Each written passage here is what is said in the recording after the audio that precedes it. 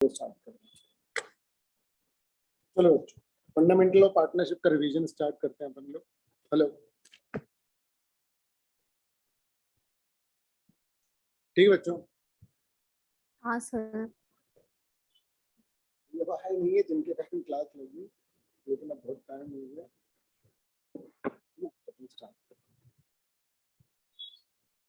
चलो, तो अपन लोग के काम करते हैं कि जो क्वेश्चन आंसर्स है ना, उन्हीं में से कुछ कुछ क्वेश्चंस जो हैं वो कर लेते हैं। ठीक है, अपन हर टॉपिक के कुछ कुछ क्वेश्चंस जो हैं वो करते चल जाएंगे। ठीक है, पहले पूरा टॉपिक भी रिवाइज करना है क्या, बताओ। Hello, sir topic revise summary करना टाइप तो का थोड़ा सा। तो फिर अपन पीपीटी से एक बार जनरल देख लेते हैं पहले, फिर अपन वो स्टार्ट करते हैं। ठीक है ना?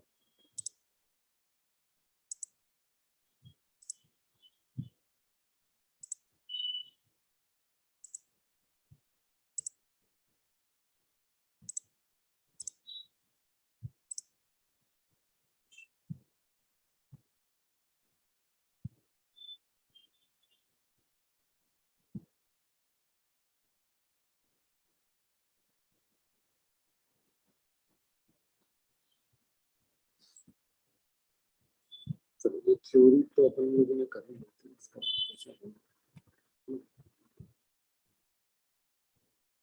सबसे मेन शुरू में ये था कि भाई डीड में लिखा होगा तो ही क्या करेंगे।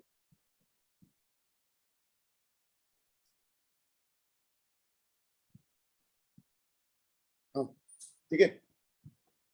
तो अगर डीड में कुछ नहीं लिखा होगा तो इंटरेस्ट ऑन कैपिटल नहीं दिया जाएगा। ठीक है बच्चे? इंटरेस्ट ऑन ड्राइंग्स नहीं देंगे, सैलरी नहीं देंगे, इंटरेस्ट ऑन लोन देंगे। इंटरेस्ट ऑन लोन कितने रेट से देंगे बेटा, बोलते जाओ। 6% इंटरेस्ट ऑन लोन है ना, 6% से देंगे। मतलब अगर डीड नहीं बनी है या कुछ नहीं लिखा है डीड में, तो इंटरेस्ट ऑन लोन बस मिलेगा। और मान लो कि पार्टनर ने फर्म को रेंट पे बिल्डिंग दी, तो वो रेंट मिलेगा उसको। और ये चीजें आएंगी कहाँ, पीएनएल या पीएनएल अप्रोप्रिएशन, कहाँ आएंगी बताओ बताओ। पीएनएल। पीएनएल है ना, ठीक है। तो ये वही था कि भाई इतने डबल टाइम दिया, एक ने आधा टाइम दिया, तो कोई मतलब नहीं है। पार्टनरशिप का जो प्रॉफिट है वो कैसे बटेगा, इक्वली। क्लियर है? प्रॉफिट जो है वो कैसे बटेगा, इक्वली। ठीक है बच्चे, है ना? अगर डीड में कुछ नहीं लिखा है तो प्रॉफिट बचेगा इक्वली, भले किसी ने ज्यादा टाइम दिया हो, किसी ने कम दिया हो, और जिसने लोन दिया उसको इंटरेस्ट मिलेगा ही मिलेगा। ठीक है ना?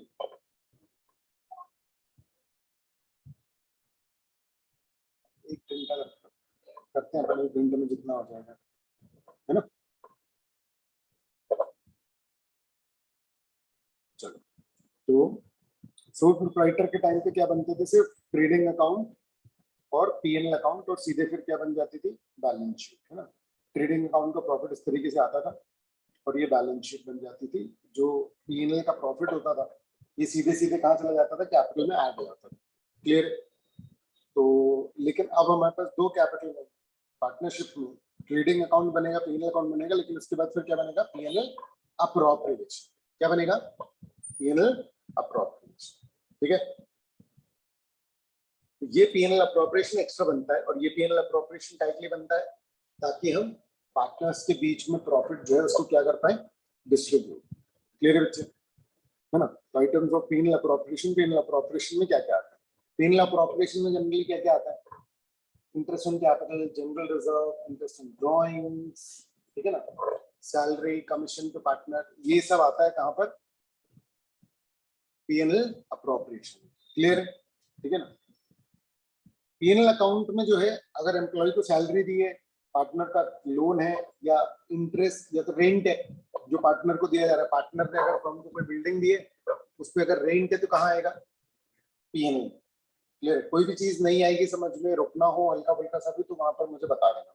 मैनेजर का कमीशन पीएनएल में आएगा। उसके बाद फिर ये जो प्रॉफिट है जो पीएनएल से निकलेगा, इसको हम कहाँ पर ट्रांसफर कर देते हैं, पीएनएल अप्रोप्रिएशन। उसके बाद फिर और नेट लॉस है तो ऑब्वियसली बात है इस साइड आएगा, और जनरल रिजर्व में से निकाल देते हैं, पार्टनर की सैलरी देते हैं, इंटरेस्ट ऑन कैपिटल देते हैं, पार्टनर को कमीशन देते हैं, और इंटरेस्ट ऑन ड्राइंग्स पार्टनर से चार्ज करते हैं, और फिर जो भी नेट प्रॉफिट आता है उसको कहां पर ट्रांसफर कर देते हैं, पार्टनर्स के कैपिटल अकाउंट्स। ठीक है ना? फास्ट है स्लो है बता देना मुझे, क्योंकि मुझे नहीं पता तुम लोग कितना भूल चुके हो। ठीक है, हेलो, बताते आना बच्चों, ठीक है ना। पीएनएल और पीएनएल अप्रोप्रिएशन में क्या डिफरेंस है, ठीक है ना। तो पीएनएल में जो है हम प्रॉफिट का पता लगाते हैं, और पीएनएल अप्रोप्रिएशन में हम क्या करते हैं, प्रॉफिट को डिस्ट्रीब्यूट करते हैं। वेरी गुड, आ रहा है समझ। पीएनएल में हम क्या करते हैं, प्रॉफिट का पता लगाते हैं, और पीएनएल अप्रोप्रिएशन में प्रॉफिट को डिस्ट्रीब्यूट करते हैं, ठीक है ना। फिर अग्रीमेंट में जो आते हैं बातें, वो पीएनएल अप्रोप्रिएशन में दिखती है। नॉर्मली पीएनएल में हर एक्सपेंस आ जाएगा, अग्रीमेंट वाली बातें मेनली कहाँ देखेंगे अपने को, पीएनएल अप्रोप्रिएशन। ये डिफरेंस है थियोरेटिकल, बेसिस क्या है, ये मैचिंग कॉन्सेप्ट बनता है। पीएनएल अप्रोप्रिएशन जो है एग्रीमेंट के हिसाब से बनता है, ठीक है।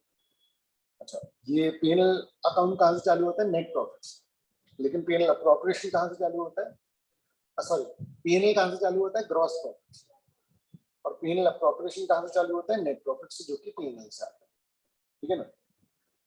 अब पार्टनर के जो कैपिटल अकाउंट है उनमें क्या रिकॉर्ड होता है, फर्म और पार्टनर के बीच के ट्रांजैक्शंस। क्या रिकॉर्ड होता है, फर्म और पार्टनर के बीच के ट्रांजैक्शंस, ठीक है ना। नॉर्मली हर पार्टनर का कैपिटल अकाउंट सेपरेट बना लिया जाएगा, और या तो फिर टैबुलर फॉर्म, इस तरीके से हम बनाएंगे कि एक फॉर्मेट बना लेंगे, उसके अंदर दो लेजर एक साथ में बना लेंगे। जब कोई पार्टनर पैसे इन्वेस्ट करेगा तो पार्टनर्स कैपिटल में क्रेडिट साइड आएगा, पार्टनर्स को कुछ भी अपन प्रोवाइड करेंगे तो वो क्या होगा, वो क्रेडिट होगा। पार्टनर्स को कुछ भी प्रोवाइड किया जाएगा तो वो क्या होगा बच्चे, क्रेडिट होगा। क्लियर है। इससे पार्टनर का कैपिटल क्या होगा, बढ़ जाएगा। इससे पार्टनर का कैपिटल जो है वो क्या होगा, बढ़ जाएगा। आ रहा है समझ में, क्लियर है। वो बंद करते हैं अभी, चुनाव प्रचार इतना ज्यादा जोरों शोरों पर है।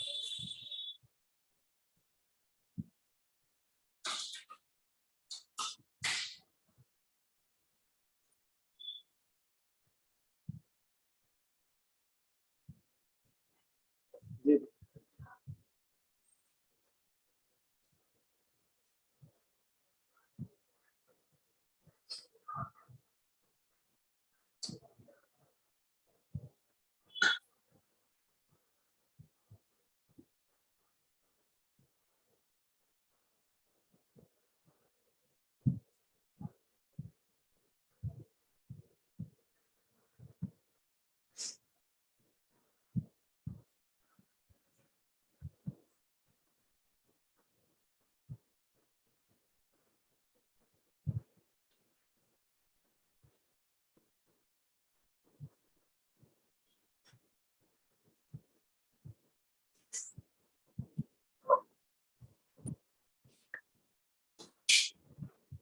ठीक है ना। तो इन सब चीजों से क्या होता है, पार्टनर का कैपिटल जो है वो बढ़ जाता है, ठीक है। और ड्राइंग अगर पार्टनर ने करी, मतलब पार्टनर जो है वो फर्म से कुछ भी निकाल के ले गया, जैसे कैश निकाल के ले गया वो भी ड्राइंग है, कोई एसेट ले गया वो भी ड्राइंग है। आ रहा है समझ, ठीक है ना। और उस ड्राइंग पे हो सकता है कि इंटरेस्ट ऑन ड्राइंग चार्ज किया जाए, अगर कहाँ पर लिखा हुआ है, डीड, है ना। तो ये इससे पार्टनर्स का कैपिटल डेबिट हो जाता है, ठीक है। अरे इतना नालायक है, एक तो मैंने बोला भी था, एक तो उसके कारण क्लास रखी मैंने। चलो, कैपिटल दो टाइप के होते हैं जो फर्स्ट चैप्टर के हिसाब से, फिक्स कैपिटल और फ्लक्चुएटिंग कैपिटल, ठीक है ना। तो फ्लक्चुएटिंग कैपिटल में सिर्फ एक ही अकाउंट बनता है, ठीक है। Capital account of each partner is maintain, है ना। सारे एडजस्टमेंट, मतलब पैसा लाया, उसको सैलरी मिली, इंटरेस्ट ऑन कैपिटल है, सारा का सारा कहाँ पर शो होता है, उसी कैपिटल अकाउंट में, फ्लक्चुएटिंग कैपिटल अकाउंट, है ना। क्लियर है। इस तरीके मतलब जो नॉर्मल हमने कैपिटल अकाउंट देखा वो फ्लक्चुएटिंग कैपिटल ही होता है। अगर आपको क्वेश्चन में बोला कि फिक्स कैपिटल अकाउंट का सिस्टम फॉलो किया जा रहा है, तो फिर है ना, फिक्स कैपिटल में दो अकाउंट, एक फिक्स कैपिटल मतलब कैपिटल अकाउंट और एक करेंट अकाउंट। तो सारा इंटरेस्ट, सैलरी, ड्राइंग्स, ये सब जो है एक दूसरे अकाउंट में जाएगा, कहाँ पर, करेंट अकाउंट। क्लियर है ना। और फिक्स कैपिटल में सिर्फ कैपिटल, तो बेसिक इनिशियल कैपिटल उन्होंने लगाया है, और है ना। अगर कैपिटल में एक एडिशन हो रहा है जो कि थोड़ा अनलाइकली होता है, नॉर्मली आपको फिक्स कैपिटल वाले जो क्वेश्चन मिलेंगे उसमें ओपनिंग क्लोजिंग नॉर्मली सेम रहता है, लेकिन जब फिक्स कैपिटल का पर्टिकुलर क्वेश्चन पूछेंगे उसमें कैपिटल एडिशन भी बताएंगे, ठीक है ना। दूसरा कि ड्राइंग्स जो है, जब आप बिजनेस से पैसे ले जा रहे हैं तो पार्टनर नॉर्मल खर्चे के लिए जाते हैं, अपने घर भर के खर्चे के लिए, वो चीजें करेंट अकाउंट में। पर अगर मान लो वो बिजनेस से पैसे विड्रॉ कर रहा है लमसम कि भैया आप मेरे को बिजनेस में कम पैसे लगा, वैसा वाला विड्रॉल है, तो आपको लिखा रहेगा क्वेश्चन में कि it is capital drawings, drawings from capital, वो आपकी फिक्स कैपिटल है। दो कैपिटल अकाउंट बनते हैं, है ना। तो आप देखो करेंट अकाउंट में क्या क्या आता है, साइड चेंज नहीं हो रही, समझ में आ रहा है। साइड मतलब नॉर्मल है, कैपिटल अकाउंट क्रेडिट साइड बढ़ता है, करेंट अकाउंट भी क्रेडिट साइड बढ़ता है, अरे समझ। लेकिन बस आइटम्स का बाइफरकेशन है कि कौन सी चीजें आपकी कैपिटल अकाउंट में आएंगी और कौन सी चीजें आपकी करेंट अकाउंट में आएंगी। क्लियर है, ठीक है ना। ड्रॉइंग्स अगेंस्ट कैपिटल जो है और ड्रॉइंग्स अगेंस्ट प्रॉफिट, ये आपको क्वेश्चन में लिखा रहता है। ड्रॉइंग्स अगेंस्ट कैपिटल है तो फ्लक्चुएटिंग कैपिटल में कोई फर्क नहीं है, ड्रॉइंग्स ड्रॉइंग्स होती है। लेकिन फिक्स कैपिटल में आपको ये ध्यान रखना, अगर ड्रॉइंग्स अगेंस्ट कैपिटल दिया है तो फिक्स कैपिटल में से डेबिट होगा, और अगर ड्रॉइंग्स अगेंस्ट प्रॉफिट दिया है तो कहाँ होगा,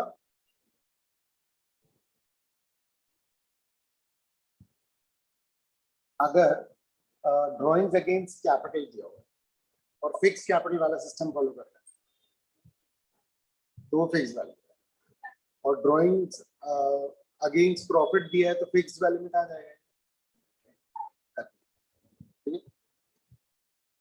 फिर ड्रॉइंग्स अगेंस्ट कैपिटल जो है वो कैपिटल का पार्ट है, और ड्रॉइंग्स अगेंस्ट प्रॉफिट जो है वो क्या का पार्ट है, ये ड्रॉइंग्स में डेबिट किया जाता है, ठीक है ना। मतलब कैपिटल डेबिट करेंगे कि ड्रॉइंग्स डेबिट करेंगे, ये वाली बात है, ठीक है, कुछ खास नहीं है, ठीक है ना। Effect drawings against capital, capital reduce करता है, और ड्रॉइंग्स अगेंस्ट प्रॉफिट कैपिटल को कोई पर्टिकुलर ऐसा रिड्यूस नहीं करता, मतलब बड़ी बात वैसी वाली बात नहीं है, ठीक है।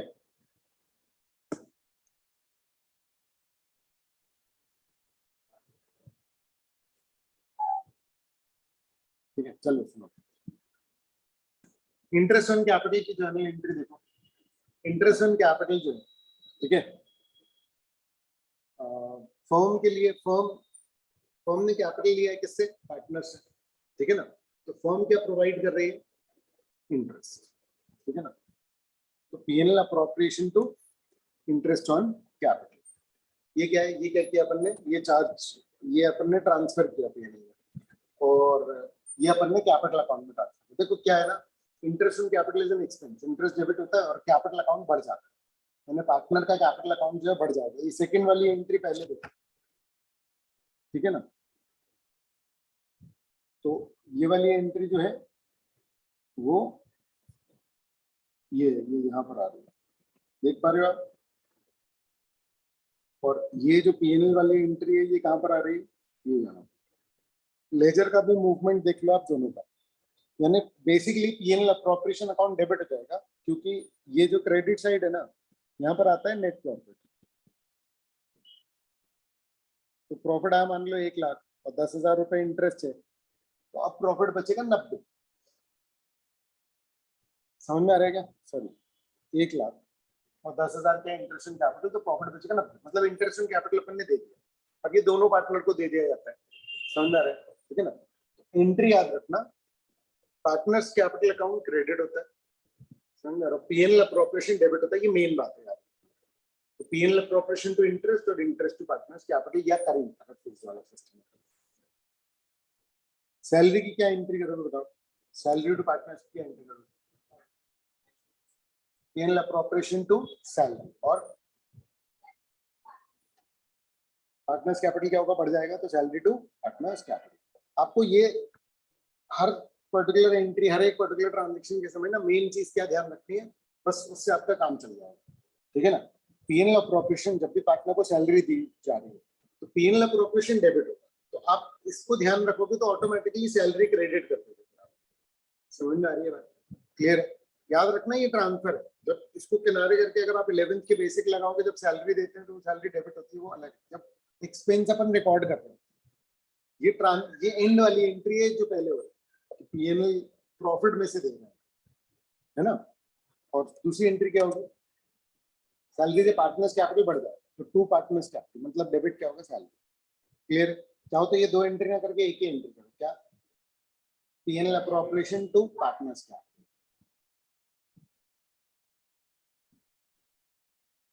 क्लियर है ना, ठीक है। फिर कमीशन, अब सैलरी कमीशन इंटरेस्ट सबकी सेम ही होती है, तो P&L टू कमीशन और commission to partners. P&L appropriation debit हो जाएगा, पार्टनर्स कैपिटल क्रेडिट हो जाएगा, क्योंकि वो अमाउंट है जो पार्टनर को दिया जा रहा है। फिर journal entry relating to interest on drawings. Interest on drawings basically क्या है, फर्म के लिए इनकम। P&L अप्रोप्रिएशन क्या हो जाएगा, क्रेडिट, यानी interest on drawings to P&L appropriation और partners capital to interest on, क्योंकि पार्टनर्स कैपिटल इससे कम होगा, तो पार्टनर्स कैपिटल में डेबिट साइड में आ रही है और P&L अप्रोप्रिएशन में क्रेडिट साइड।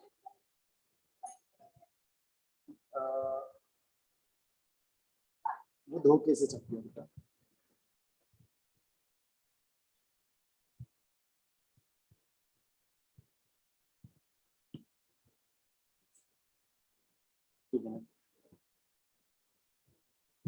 प्रॉफिट होगा तो कैसे ट्रांसफर करोगे कैपिटल अकाउंट में, क्या एंट्री करोगे? P&L अप्रोप्रिएशन टू पार्टनर्स का, ठीक है। और अगर फिक्स कैपिटल है तो करेंट अकाउंट में ट्रांसफर करोगे, ठीक है ना।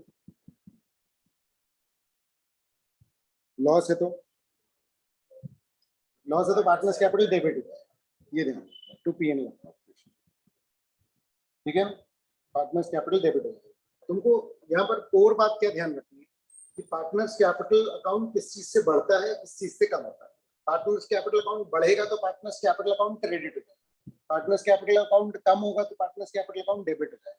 इसको ध्यान में रखोगे ना तो सारी चीजें कंस्ट्रक्ट हो जाएंगी इससे रिलेटेड, समझ में आ रहा है। और P&L अप्रोप्रिएशन को ध्यान रखो, P&L अप्रोप्रिएशन के क्रेडिट साइड में प्रॉफिट होता है और अगर कुछ और लिख दिया तो प्रॉफिट बढ़ता है।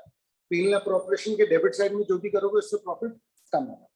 P&L अप्रोप्रिएशन अकाउंट की मूवमेंट और कैपिटल अकाउंट की मूवमेंट ये तुम्हें पता होनी चाहिए, क्लियर है ना। ये P&L अकाउंट है जिसमें देखो क्या आ रहा है, अगर पार्टनर का इंटरेस्ट ऑन लोन आपका कहाँ आएगा, P&L, मैनेजर का कमीशन, और अगर पार्टनर को रेंट दे रहे हो सब P&L में आएगा, क्लियर है। यहाँ पर आएगा जनरल रिजर्व, पार्टनर की salary, interest on capital, partner का कमीशन और इंटरेस्ट ऑन ड्राइंग्स आ रहा है क्रेडिट। अब इन चीजों का कैपिटल अकाउंट में कैसे होगा ट्रीटमेंट, तो हर वो चीज जो कि पार्टनर के कैपिटल को बढ़ा देगी वो कहाँ आएगी, पार्टनर के कैपिटल में के क्रेडिट। तो बहुत सिंपल है, ये partner salary, interest on capital, partner commission, ये सब प्रॉफिट ट्रांसफर, ये सब पार्टनर कैपिटल को बढ़ा देंगे। जनरल रिजर्व क्यों नहीं आ रहा, क्योंकि जनरल रिजर्व बेटा क्रिएट हो रहा है प्रॉफिट से जो बैलेंस शीट में जाएगा, इसलिए वो पार्टनर कैपिटल में नहीं है। जनरल रिजर्व कहाँ जाएगा, बैलेंस शीट में। जनरल रिजर्व पार्टनर्स कैपिटल में मतलब ऐसे नहीं आ रहा, वो जब PSR चेंज हो रहा है तो बांट देते हो, अलग मैटर, यहाँ क्रिएट हो रहा है। अभी प्रॉफिट हुआ है और अपन बोल रहे हैं कि जनरल रिजर्व बनाना है।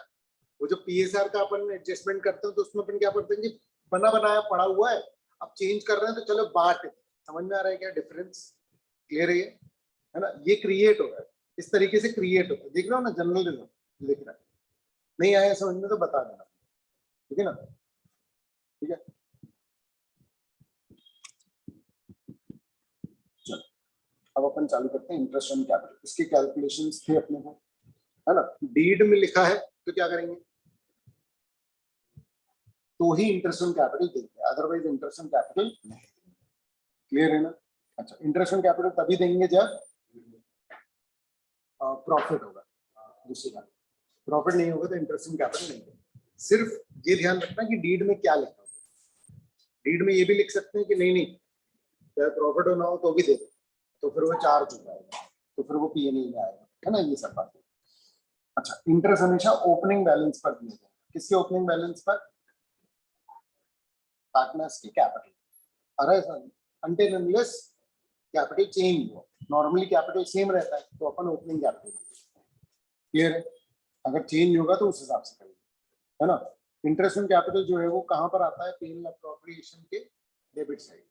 Interest on loan, interest on capital कहां आता है, P&L अप्रोप्रिएशन के डेबिट साइड, क्लियर है ना। तो अगर क्लोजिंग कैपिटल दिया है तो जब भी आपको क्लोजिंग कैपिटल दिया होगा और इंटरेस्ट निकालना है तो पहले आप क्या कैलकुलेट करेंगे, ओपनिंग कैपिटल। अरे सर, तो क्लोजिंग कैपिटल में जो जो हो चुका है, अच्छा ध्यान से समझना, कैपिटल क्या होता है, पार्टनर ने जो पैसा फर्म में लगा, समझ रहा है, उसमें से ड्रॉइंग हो गई तो कैपिटल कम हो जाता है, समझ रहा है, उसमें और पैसा डाला तो प्रॉफिट बढ़ जाता है, प्रॉफिट हुआ तो कैपिटल बढ़ जाता है। तो जो क्लोजिंग है उसमें जो जो ऐड हुआ है साल वो माइनस कर दो, और जो माइनस हुआ वो ऐड कर दो, तो क्या हो जाएगा, अपन ओपनिंग में पहुंच जाएंगे। तो इसलिए क्लोजिंग कैपिटल से स्टार्ट करते हैं अपन। सबसे पहले तो प्रॉफिट माइनस करते थे। प्रॉफिट माइनस क्यों करते हैं? क्योंकि क्लोजिंग तक पहुंचने के लिए हमने उसको ऐड कर दिया होगा। तो हमको कहाँ तक पहुंचना है? ओपनिंग। रुक जा, पूरा बन जाएंगे फिर तो खींचेगा ना। तो प्रॉफिट जो है वो अपन ने ऐड किया होगा तब क्लोजिंग आया होगा। अगर ओपनिंग तक जाना है तो क्या करना पड़ेगा? माइनस करना पड़ेगा। क्लोजिंग में पहुंचे तो प्लस हुआ होगा, ओपनिंग तक जाना है तो माइनस करना पड़ेगा, उल्टा जा रहा है ना, है ना। ड्राइंग्स जो की होगी उससे कैपिटल कम हुआ होगा। अब अपन क्लोजिंग में ऊपर जा रहे हैं तो ऐड करेंगे, नहीं आ रहा है इसमें, ठीक है ना। और एडिशनल कैपिटल डाला होगा तो कैपिटल बढ़ गया होगा ड्यूरिंग द ईयर। अब अगर अपने को क्लोजिंग से ओपनिंग जाना है तो एडिशनल कैपिटल को माइनस करना पड़ेगा। तो बेसिकली ओपनिंग से क्लोजिंग आने में जो चीजें प्लस होती है माइनस होती है उनका उल्टा कर देंगे तो क्लोजिंग से ओपनिंग में। समझ में आ रहा है क्या? और ओपनिंग में फिर अपन कैलकुलेट कर लेंगे, ठीक है। तो ये जो है जैसे राज और नीरज है, और कैपिटल उनका 1 अप्रैल को कितना था? 2.5 लाख और 1.5 लाख। समझ में आ रहा है ना। तो दे शेयर प्रॉफिट्स इक्वल। प्रॉफिट कैसे शेयर करते हैं? इक्वल, ठीक है ना। ऑन जुलाई 1, 2011 दे डिसाइडेड कि भैया कैपिटल जो है वो कितना होगा? 2 लाख। दोनों का कितना होगा? 2 लाख। ये clear? The necessary adjustment in the capital was made by introducing or withdrawing cash. ठीक है, क्या मतलब है इस बात का?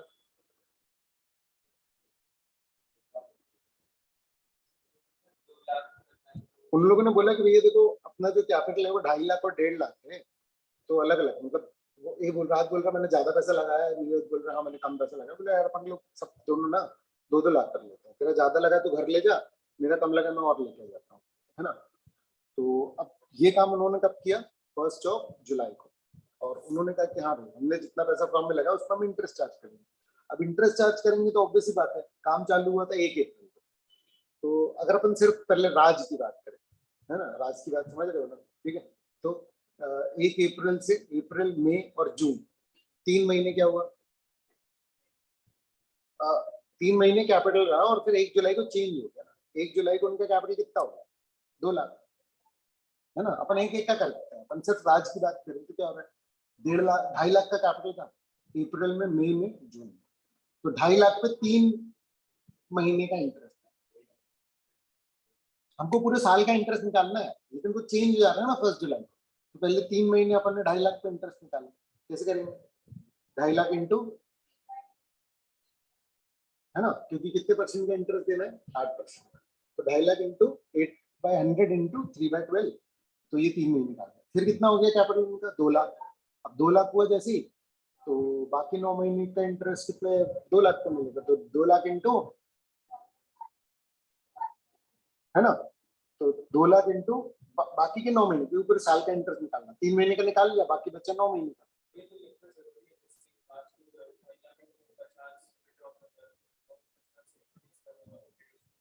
देखो ना कैसे लिखोगे, तुमको बोल के रहा है इंटरेस्ट निकालने के लिए, तो तुम इंटरेस्ट ऐसे कैलकुलेट करोगे। सिंपल फंडा। 2.5 लाख पे 3 महीने का ये आया, 2 लाख पे 9 महीने का ये आया। इस तरीके का प्रेजेंटेशन मिलेगा आपका। कोई डाउट है इसमें तो बताओ। क्लियर है? ठीक है ना। उसके बाद फिर ऐसे ही अपन किसका निकाल लेंगे? नीरज का। तो 1.5 लाख पे 3 महीने का इंटरेस्ट हो जाएगा, है ना, ठीक है। तो 2 लाख पे 9 महीने का इंटरेस्ट आ जाएगा। बोल, फिर से बताना है, डाउट कोई है, कुछ प्रॉब्लम है कुछ भी तो बताओ, ठीक है ना। बढ़िया। क्योंकि 1 जुलाई को हो गया चेंज, 2 लाख हो गया। उसके बाद अगले साल के 31 मार्च तक यही रहा। ईयर एंड कब होता है? 31 मार्च। 1 अप्रैल से अगले 31 मार्च, ठीक है ना। ये वाला क्वेश्चन देखो, ए और बी फर्म में पार्टनर है और उनका कैपिटल अकाउंट ये है। 1 अगस्त को उन्होंने एडिशनल कैपिटल इंट्रोड्यूस किया 50,000 का और 40,000 का। बी ने विड्रॉ कर लिया 15,000 का अपने कैपिटल से। 1 मार्च को अगले साल के इंटरेस्ट कैलकुलेट करना है 6% से। Compute interest for the year ending March 2004। Clear? तो बस जैसे जैसे चेंज होता जा रहा करते रहो। ओपनिंग बैलेंस कितना? 4 लाख। 4 लाख पे इंटरेस्ट देना चालू करेंगे अपन। तो 1 अप्रैल में 4 लाख रहा, मई में 4 लाख रहा, इसने कब इंट्रोड्यूस किया? 1 अगस्त को किया ना, यानी कि जुलाई तक हो रहा था। अप्रैल मई जून जुलाई 4 महीने कितना रहा? 4 लाख, ठीक है ना। तो 4 लाख पे 6% अपन 4 महीने के लिए लगा देंगे, कितना आएगा? 8। ये क्लियर है? अच्छा, उसके बाद उसने क्या किया? 50,000 रुपये और डाल दिया। अपन सिर्फ अभी एक ही बात कर रहे हैं। तो उसके बाद 50,000 और डाल दिया तो उसके कैपिटल कितना हो गया? 4.5 लाख। तो 4.5 लाख पे 6% से अपन ने कैलकुलेट किया तो कितना आ गया? नहीं आया ये समझ में? ये क्लियर है? तो पूरे साल का इंटरेस्ट कितना हो गया? 8 और 18 26। बोलो ये क्लियर है क्या? समझ में आ रहा है? ऐसे ही अपन लोग किसका निकाल लेंगे? बी का 3 लाख है, 6% 4 महीने के लिए, और 3,40,000 हो गया 7 महीने के लिए, क्योंकि 1 मार्च को उसका फिर ट्रांजेक्शन था, तो उसका 1 महीने के लिए 3,25 भी है। बी के 2 ट्रांजेक्शन दिए, ए का 1 ट्रांजेक्शन दिया।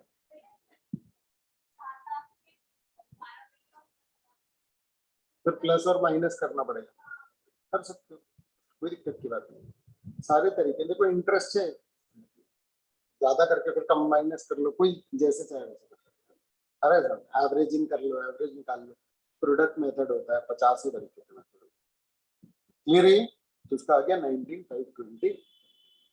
अगर क्लोजिंग कैपिटल दिया है तो क्लोजिंग कैपिटल दिया है तो क्वेश्चन में हमको वो सारी चीजें छांटनी पड़ेंगी जिनसे कि ओपनिंग कैपिटल आपका निकलेगा, है ना। तो जैसे capital at the end of the year है, अब ड्राइंग्स दी हुई है 80,000 और 40,000, ड्राइंग्स का क्या कर देंगे? ऐड कर देंगे, क्योंकि क्लोजिंग से ओपनिंग आना है ना। ड्राइंग्स नॉर्मली माइनस होती है, लेकिन क्लोजिंग से ऊपर जा रहे हो तो प्लस कर दो। समझ रहे? एक काम करो ना, इसके लिए सिर्फ इतना सोचना कि भाई नॉर्मली क्या करता है, उसका उल्टा। समझ में आ रहा है? ड्राइंग्स मतलब कैपिटल से पैसे निकाले, कैपिटल कम हो जाती है, अच्छा क्लोजिंग से ऊपर जाता है। समझ में आ रहा है? क्लियर है? ठीक है। अच्छा, और क्या बोला कि प्रॉफिट इतना इतना है, हैज बीन क्रेडिटेड। अब 80,000 का प्रॉफिट क्रेडिट कर दिया, मतलब बढ़ा दिया, क्लोजिंग कैपिटल उसके बाद आया होगा, तो प्रॉफिट क्या करेंगे? माइनस। तो अपन क्लोजिंग कैपिटल लेंगे, प्रॉफिट माइनस करेंगे जितना उनका होगा शेयर, और ड्राइंग ऐड कर देंगे। और कुछ है एडिशनल कैपिटल, क्या करेंगे इसका? प्लस की माइनस करेंगे अपन, क्लोजिंग से ओपनिंग जा रहे हैं। जब भी है पॉइंट ए की ओपनिंग तक तो पहुंचे। हाँ हाँ, एक साथ, मतलब अभी सबसे पहले अपन ओपनिंग कैलकुलेट कर लेते हैं पर फिर अपन चलते हैं ना एक एक करके। पहले अपन ओपनिंग कैलकुलेट करते हैं। तुम जो बोल रहे हो वो सही है, लेकिन एक सॉल्व करते करते बीच में दूसरा क्वेश्चन करेंगे, मतलब 2 पार्ट है तो एक एक पार्ट कर लो। समझ में आ रहा है? एक पार्ट एक बार, फिर वो कंफ्यूजन। ये क्लियर है? ओपनिंग आ गया है ना। इस तरीके से अपन ने दोनों की क्या कैलकुलेट कर लिया, ओपनिंग कैपिटल। समझ में आ रहा है? तो सबसे पहला स्टेप, अगर आपको क्लोजिंग कैपिटल दिए, इंटरेस्ट ऑन कैपिटल वगैरह निकालना है तो क्या करोगे? सबसे पहले ओपनिंग कैपिटल निकाल लो, ठीक है ना। अच्छा, ओपनिंग कैपिटल पे अब इंटरेस्ट ऑन कैपिटल इंटरेस्ट निकालोगे तो क्या होगा? देखो 6 लाख था, 6,20,000 था ए का, उसका तो कोई ऐसा ट्रांजेक्शन है उसका पूरा 12 महीने का इंटरेस्ट निकल जाएगा। समझ में आ रहा है? कोई डाउट है इसमें? ठीक है। फास्ट तो नहीं लग रहा है ऑनलाइन? देविका हरकीरत बताओ, फास्ट तो नहीं लग रहा है? हाँ बताओ। लो, देविका तो बाहर।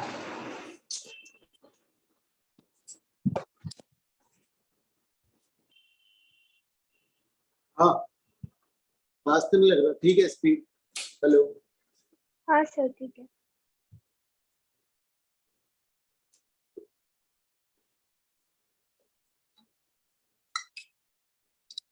ठीक है ना। चलो तो ए पे आ जाएगा, है ना, क्योंकि ये बेसिक ड्राइंग्स का कुछ नहीं करता है। बी के कैपिटल में जब आएगा तो कैसे करेंगे बताओ जल्दी से? 2.5 लाख पे निकालेंगे, लेकिन ये जो एडिशनल कैपिटल उस डेट से बदल जाएगा, यानी बी का 2 बार का है। समझ में आ रहा है? 2.5 लाख 12% 6 महीने की, और फिर 3,20 पे 12% 6 महीने की। समझ में आ रहा है?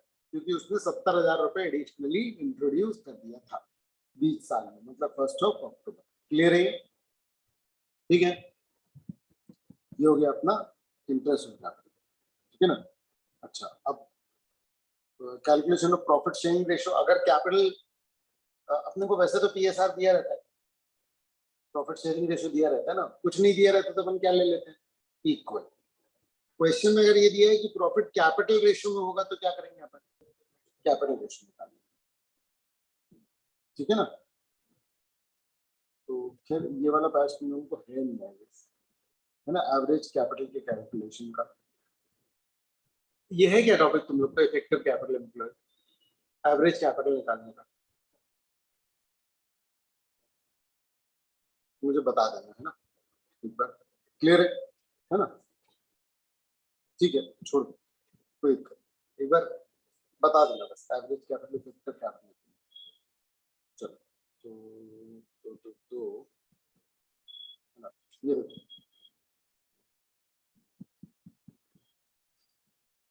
अब देखो ये एक फुल फ्लेजेड क्वेश्चन है ना, इसको रीड करो एक बार, ठीक है, छोड़ छोड़, सीए में है वो, है ना, तो है कुछ नहीं, मतलब एक दिन का लेक्चर लगेगा बस प्रैक्टिस ज्यादा लग जाती है।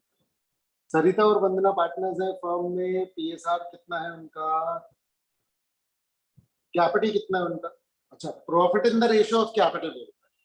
हेलो बच्चों, क्या मतलब है, जो कैपिटल का रेशियो है वही उनका प्रॉफिट का रेशियो, नॉर्मली नहीं होता ऐसा, जब लिखा होगा तभी होगा, क्लियर है। तो कैपिटल कितना है 4-3, तो प्रॉफिट शेयर कितना है 4-3, नहीं आया समझ, 4:3 क्या हो गया, प्रॉफिट शेयरिंग रेशियो, है ना।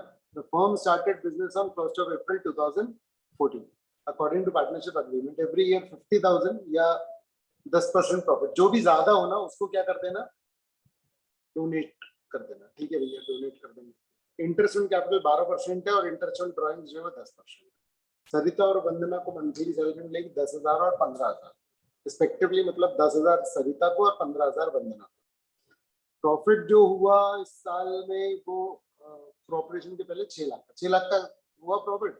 अच्छा ड्राइंग्स कितनी करी इनने, 2 लाख और 2.5 लाख, है ना। इंटरेस्ट ऑन ड्राइंग्स ये भी दे दिया, तो अपने को बेसिकली सिर्फ अकाउंट्स बनाने और क्या करना है, इसको सॉल्व करना है, मतलब शो करना है 3 लाख, कैलकुलेशन ज्यादा नहीं, सिर्फ इंटरेस्ट ऑन कैपिटल लिखना है ना, क्योंकि इंटरेस्ट ऑन ड्राइंग्स का रेट दिया हुआ है बच्चे, पर उसका कोई मतलब ही नहीं निकल रहा, क्यों, क्योंकि इंटरेस्ट कैलकुलेट करके दे दिया। अब इंटरेस्ट जब नीचे दे दिया तो फिर निकालने मत बैठ जाना कि इंटरेस्ट ऑन ड्राइंग्स कितना है, कोई मतलब नहीं होता, क्लियर है। तो देखो ठीक है ना, तो नेट प्रॉफिट 6 लाख का है, डोनेशन अपन ने दे दिया सबसे पहले 60,000 का, ठीक है। तो एक चीज 10% या 50,000 विचेवर इज हायर था, तो 10% 60,000 आ रहा है, तो 60,000 50,000 से ज्यादा है तो अपन 60,000 का डोनेशन देंगे, ठीक है। फिर सैलरी दे देंगे वंदना और सरिता की, ये क्लियर है क्या, सैलरी दी गई थी अपने को, देखो बीच में 10,000 और 15,000 पर मंथ, हाँ बिल्कुल सही है। डोनेशन एक्चुअली में पेइंग अकाउंट में आना चाहिए, समझ में आ रहा है गलत क्या हुआ इसमें, ठीक है। डोनेशन आपका एक्चुअली में उस पॉइंट ऑफ व्यू से, लेकिन दो बातें होती है, अगर उसका डिडक्शन मिलता है एक्सपेंस की तरह तो नॉर्मली हम उसको एक्सपेंस दिखाते हैं, अदरवाइज ऐसे दिखाते हैं, ठीक है ना। तो इसके लिए नोट लगा देना, लिख देना कि भाई हमने उसको ऐसा ट्रीट किया।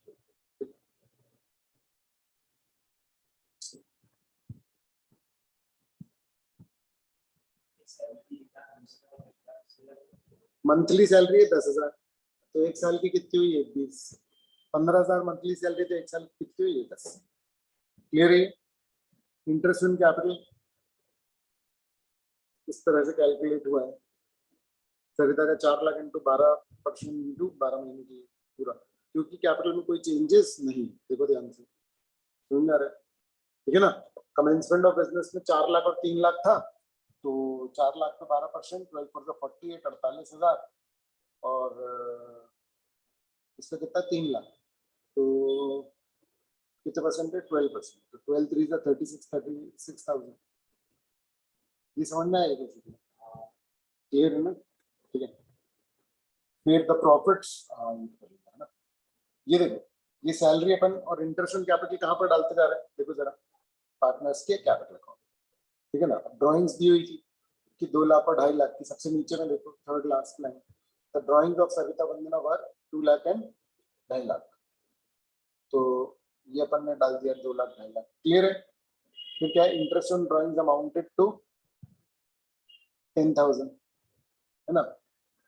एंड सरतिया मतलब सरिता कितना होगा, ठीक है 12,500। इंटरेस्ट ऑन ड्रॉइंग को कहाँ लिखोगे, पीएनएल अप्रोप्रिएशन में क्रेडिट साइड में और पार्टनर्स कैपिटल में डेबिट साइड। ये क्लियर है, हो गया पूरा काम। अब प्रॉफिट ट्रांसफर कर दो, बचा हुआ प्रॉफिट क्रेडिट साइड का टोटल करना, डेबिट साइड माइनस करना, बचा हुआ प्रॉफिट बांट देना। किस रेशो में, पीएसआर। पीएसआर का रेशो क्या है, 4:3। क्लियर है, तो ये देखो ये आ गया, देख पा रहे हो आप, क्लियर है ना। बस खत्म करना, ठीक है। अब एबीसी पार्टनर है, कैपिटल 60-60-80 है। करंट अकाउंट का बैलेंस है 10,000, 5,000 और 2,000 डेबिट बैलेंस। करंट अकाउंट का बैलेंस जो है वो डेबिट में भी आ सकता है। क्लियर, करंट अकाउंट का जो बैलेंस है वो डेबिट में भी आ सकता है, कोई दिक्कत की बात नहीं, ठीक है ना। तो अच्छा, इंटरेस्ट इन कैपिटल कितना मिलेगा, 5%। सैलरी कितनी मिलेगी, 6,000 रुपए साल की, है ना, सालाना 6,000। क्लियर है, ये याद रखना, मंथली लिखा है कि सैलरी ईयरली लिखा है, ठीक है। तो पहले 20,000 कैसे डिस्ट्रीब्यूट होंगे, पहले 20,000 कैपिटल रेशो में जाएंगे, अगले 30,000 5-3 में जाएंगे, और बाकी उसके बाद भी अगर प्रॉफिट बचा तो वो इक्वली जाएगा, समझ में आ रहा है। यानी कुल मिला के अगर 20,000 का प्रॉफिट हो तो कैसे जाएगा, 3:4। देखो जरा ऊपर कैपिटल कितना है, 60-60-80 मतलब 3:4। तो अगर कुल 20,000 का प्रॉफिट हो तो ऐसे जाएगा, और अगर 30,000 का हुआ तो अगर 30,000 का प्रॉफिट हुआ तो सिर्फ पीएसआर के हिसाब से भागा जाएगा। नहीं नहीं लगता, ध्यान से मैं क्या बोल रहा हूँ समझो। अगर टोटल 30,000 का प्रॉफिट हो तो कैसे जाएगा, पहले 20,000 3:4 में, फिर 10,000 कैसे जाएगा 5:3। टोटल 40,000 का प्रॉफिट हुआ तो कैसे जाएगा, अरे 20-20 जाएगा, लेकिन कैसे, पहले 20,000 कैसे जाएंगे, पूरे 3:4 और अगले 20 5:3। 50,000 का प्रॉफिट हुआ तो कैसे जाएगा, पहले 20 3:4 और फिर अगले 30 5:3। 60,000 का प्रॉफिट हुआ तो कैसे जाएगा, है ना। तो 20 जाएगा 3:4, 30 जाएगा 5:3 और 10 कैसे जाएगा, समझ में आ रहा है क्या बोल रहा हूँ, क्लियर है ये।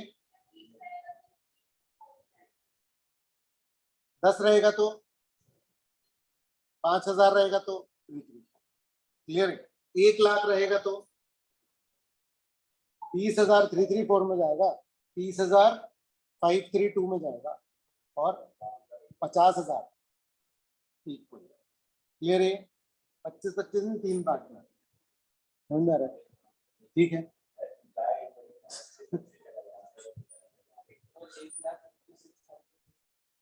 क्या, अबे ना मैं बस इसको समझा रहा था, ठीक है, ये तो क्वेश्चन करेंगे ही ना। तो प्रॉफिट इनका कितना है, 1:26, है ना, बिना किसी शेयर। सबसे पहले तो आप क्या करो, इंटरेस्ट ऑन कैपिटल दे दो, आ रहा है, इंटरेस्ट ऑन कैपिटल दे दो 5% का, यही बोल रही थी ना तो इससे क्या बोल रही थी जब मैंने रोका था तो इंटरेस्ट देंगे 5%, प्रॉफिट कम हो जाएगा। फिर सैलरी देंगे इसको, सी को, फिर प्रॉफिट कम हो जाएगा। तो बचा हुआ प्रॉफिट कैलकुलेट करेंगे तो देखेंगे कितना आ रहा है, समझ में आ रहा है, उस तरीके से बांटेंगे। तब देखो 56,000 आ रहा है, salary they the 6,000, interest on capital ये 3-3 और 4,000 आया, क्यों, क्योंकि इंटरेस्ट ऑन कैपिटल कितना था 5%, 60,000 का 5%, 3,000, 60,000 का 5%, 3,000, 80,000 का 5%, 4,000, इस कारण से कितना आया ये 3-3 और 4।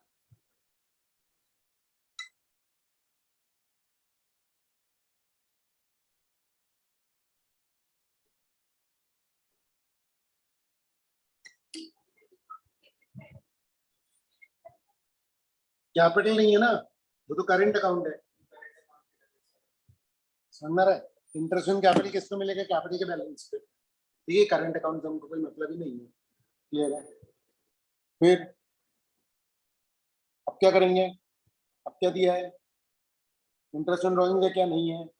चलो तो प्रॉफिट बांटे। प्रॉफिट कितना हुआ? पहले तो है ना, पहले 20,000 ऐसे ऐसे बांट दो, अगले 30,000 ऐसे ऐसे बांट दो, अगले 90,000, क्योंकि कुल कितना बचा है देखो, 156 है, 156 में 16 माइनस करोगे कितना बचा? 140। 140 में से पहले 50 अलग तरीके से बटेंगे और बाकी के 90 देख पा रहे हो? कोई डाउट है इसमें? तो प्रॉफिट कैसे बटेगा? 51, 45, 44। क्लियर है? ये इनका टोटल कर देंगे। कोई डाउट है? समझ आ रही है बात? बोलिए बोलिए। ठीक है, कैपिटल अकाउंट में ये आया, इंटरेस्ट ऑन कैपिटल आ जाएगा, सैलरी आ जाएगी। अच्छा सैलरी ये करंट अकाउंट में आ रहा है। देखो पार्टनर्स कैपिटल अकाउंट में सिर्फ क्या आ रहा है? सिर्फ कैपिटल आ रहा है। पार्टनर्स कैपिटल अकाउंट में क्या आ रहा है? सिर्फ कैपिटल। ठीक है, ठीक है, ठीक है। और बाकी सब कहाँ आ रहा है? करंट। कैपिटल सिर्फ कैपिटल अकाउंट में आ रहा है। ये फिक्स कैपिटल वाला सिस्टम है, तो बाकी सब प्रॉफिट प्रॉफिट सब किस साइड आ रहा है? Current account. ठीक है, ठीक है ना? कोई डाउट है तो बताओ। ये टू बैलेंस बच जाएगा इनका।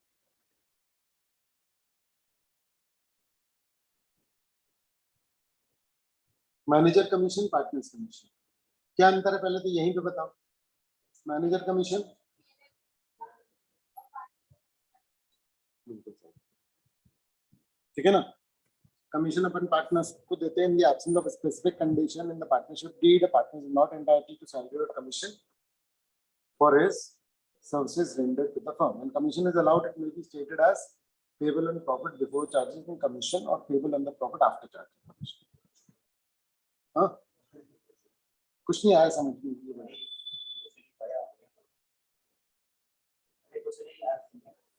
चलो, मैनेजर का कमीशन आएगा किसमें? पीएनएल। ठीक है, तो इसलिए इसको बोलते हैं चार्ज अगेंस्ट प्रॉफिट। क्लियर है? पार्टनर का कमीशन आएगा पीएनएल अप्रोप्रिएशन, इसको बोलेंगे अप्रोप्रिएशन। ठीक है ना? वैसे इसमें चार्ज अगेंस्ट पीएनएल अप्रोप्रिएशन लिखा, लेकिन चार्ज वर्ड नॉर्मली ना पीएनएल के लिए ही रहने दें। आ रहा है समझ? ठीक है ना? तो लॉस हुआ है तो ना सैलरी मिलेगी, ना पार्टनर्स कमीशन मिलेगा, ना इंटरेस्ट ऑन कैपिटल मिलेगा। समझ रहा है? जब तक कि क्वेश्चन में ये ना लिखा हो कि डीड में लिखा है कि लॉस मुझे मिलेगा। समझ रहा है? अगर क्वेश्चन में लिखा है कि नहीं भैया लॉस हो तो भी देना, जिस भी आइटम के लिए, चाहे सैलरी के लिए चाहे कमीशन के। कमीशन का तो क्या सवाल उठता नहीं, क्योंकि कमीशन मिलते ही प्रॉफिट में से नॉर्मली। समझ रहा है? तो वही नहीं है तो कहाँ से दोगे आप कमीशन? क्लियर है? ठीक है ना? अच्छा, अब अगर मान लो कि आपको दिया हुआ है बिफोर चार्जिंग सच कमीशन, क्या दिया हुआ है? बिफोर चार्जिंग, है ना?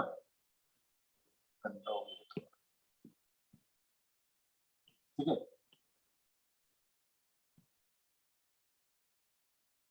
बिफोर चार्जिंग दिया तो क्या करोगे? नॉर्मल, मतलब कि प्रॉफिट इनटू रेट अपॉन 100। मतलब जैसे मान लो आपको दिया profit before charging is commission is 22,000 और मैनेजर को कितना मिलेगा? 10% on profit before charging such commission. तो क्या होगा?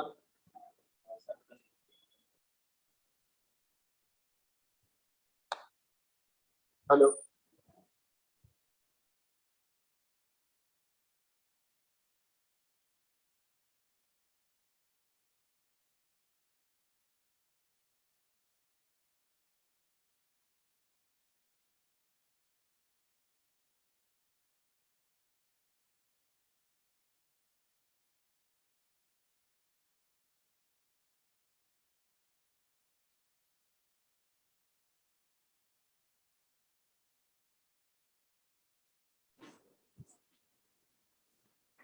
ठीक है, तो सिंपल 22,000 पे इंटू 10/100 कर देंगे 2200 आ जाएगा। ठीक है, जब भी आपको क्या दिया रहेगा बिफोर चार्जिंग तो नॉर्मल रेट लगाना है, लेकिन अगर आपको दिया हुआ है on profit after charging such commission, मान लो क्या दिया हुआ है आफ्टर चार्जिंग, क्या दिया हुआ है आफ्टर चार्जिंग, तो उसको 10% देखो क्या लिखा है, manager partner entitled commission of 10% on profit after charging. समझ रहा है, प्रॉफिट दिया है बिफोर कमीशन और ये क्या दिया entitled commission of 10% profit after charging such commission. तो प्रॉफिट को लेके क्या करेंगे इंटू 10/100। क्या ये क्लियर है? ये क्लियर है, यानी कुल मिलाकर के नीचे में जो 100 आता है उसमें 110 जुड़ जाएगा अगर क्वेश्चन में आफ्टर चार्जिंग लिखा है। समझ में आ रहा है? ठीक है, ठीक है, ये ध्यान रखिए।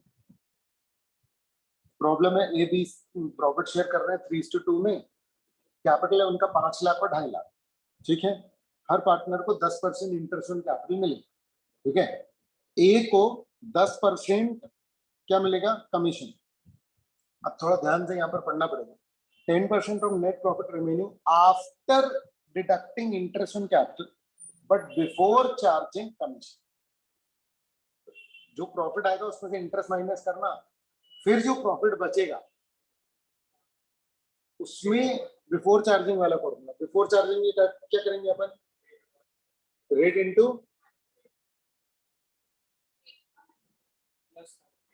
हाँ मतलब प्रॉफिट इनटू रेट अपॉन, है ना, मतलब 100 में बेसिकली प्लस रेट नहीं करेंगे। ठीक है ना, और B is entitled to commission of 8% net profit after remaining, after deducting interest and after charging commission. B को कैसा मिल रहा है इंटरेस्ट से बाद का प्रॉफिट लेकिन आफ्टर चार्जिंग, है ना, तो प्रॉफिट इनटू मतलब पहले प्रॉफिट निकालना उसमें से इंटरेस्ट माइनस करना फिर ए का कमीशन माइनस कर लेना। समझ रहा है, फिर जो प्रॉफिट बचेगा इनटू रेट कितना है 8, तो 8/108 क्योंकि बी का कैसा है आफ्टर चार्जिंग। समझ में आ रहा है क्या? ठीक है, ज्यादा फास्ट या हेवी हो रहा हो बता देना। ठीक है, तो नेट प्रॉफिट है 375, इंटरेस्ट ऑन कैपिटल आया ये 50/25, ये क्लियर है। कमीशन जो एक है वो ऐसे कैलकुलेट करेंगे, 375 में से अपन ने 75 माइनस के बचा 3 लाख, 3 लाख का 10%, सिंपल 10% अपन ने निकाल लिया क्योंकि उसका कैसा था before charging but after interest, interest के बाद लेकिन कमीशन के पहले। क्लियर,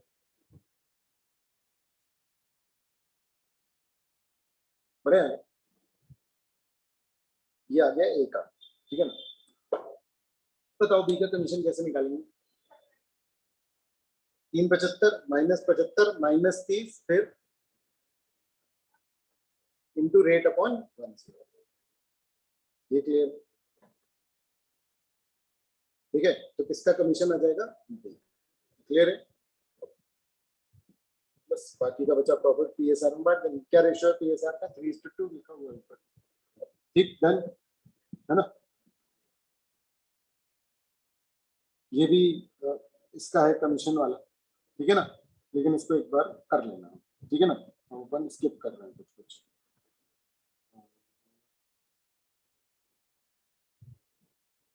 ये वाला करना, ए बी पार्टनर है with capital of 5 lakh and 3 lakh. ठीक है, इंटरेस्ट ऑन कैपिटल कितना है 6% पर एनम, बी को सैलरी मिलेगी 60,000, 2009-10 में प्रॉफिट इंटरेस्ट के पहले बट आफ्टर सैलरी। अब देखो ये जो लिखा ना इसमें the profits prior to interest अभी माइनस नहीं किया है, पर कह रहा है ये प्रॉफिट निकालने के लिए अपन ने सैलरी माइनस कर दी। सैलरी कितनी थी 60, तो 180 माइनस के बाद आ रहा है, तो 60 ऐड करके पीएनएल अप्रोप्रिएशन की क्रेडिट मेकिंग फिर अपन नहीं आया समझ, है ना। तो जब भी इस तरीके का कुछ बीच में एडजस्टमेंट दे दिया कि ये प्रॉफिट, प्रॉफिट तो अपने को वो नेट वाला चाहिए ना पूरा, आप क्वेश्चन में कैसे माइनस करके दे रहे हो, मतलब फिर वो हमारा तरीका पकड़ जाएगा ना, इसलिए हम बोलेंगे नहीं हम तो ऐड करके दिखाएंगे। ये क्लियर है कि नहीं? देखो हम सबसे पहले तो ये देखो 240 दिखा रहे हैं, ये क्लियर है कि नहीं? 180 था, 240 से दिखा रहे, ऐड कर दिया ना उसमें 60। क्लियर है ये? बताओ, ये जो अंडरलाइन किया है इसका मैं इफेक्ट दिखा रहा था बस। डाउट है योग? ये बोल रहा है कि भैया प्रॉफिट जो है सैलरी के बाद 180 आया। हमने कहा रहे सैलरी के पहले बताओ ना, हम तो यहाँ पर जो सोल्यूशन करते हैं हम सैलरी के सबसे पहले वाले लिखते हैं जिसमें कुछ नहीं डिडक्ट हुआ होता, तो हम डिडक्ट करेंगे ना सैलरी। तुम क्या परेशान हो रहे हो? नहीं आया समझ?